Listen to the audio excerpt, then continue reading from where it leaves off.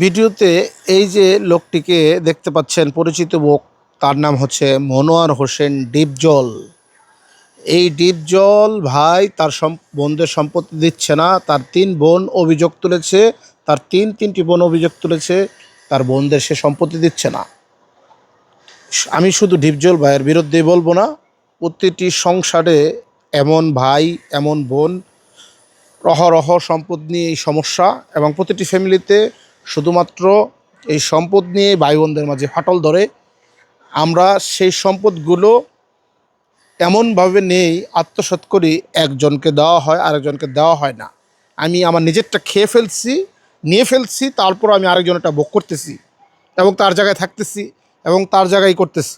এই যে জুলুম অত্যাচারগুলো করতেছি, এটার পক্ষপাতিত্ব করে বাবা মা। প্রতিটি ফ্যামিলিতে পক্ষপাতিত্ব করে বাবা মা। বাবা মার কারণে হচ্ছে ভাই বোনদের মাঝে সম্পর্ক ফাটল ধরে।